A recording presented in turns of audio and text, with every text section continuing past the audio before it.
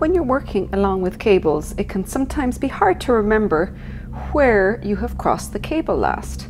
So there's one pretty straightforward way of doing it to figure out how many rows you worked since the cable cross. So it's tied with this gap here. See the way there's basically a hole in your knitting, particularly this one. It was a big 3x3 cable, so there's a nice big hole here. So you want to take a look at where this hole is, and I'm going to go in here and just run a needle of some sort up underneath the strand at the side of the hole up to here.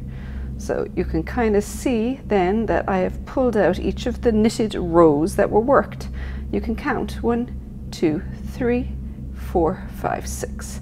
So I have worked 6 rows since the last cable cross. That first one, remember, is actually the cable cross row because I did 1 cable cross and then I did 5 back and forth. So 6 in total, which means that because it's a 3x3 cable, I am now ready to get started with the next cable. You can also just count up, you can see here where this crossed, and you can actually tell this is where it crossed, and you count 1, 2, 3, 4, 5, and this is a row as well up here, 6. So that's another way of counting, but I think that this method is a little bit more foolproof. You're not going to accidentally worry about which you may or may not have counted.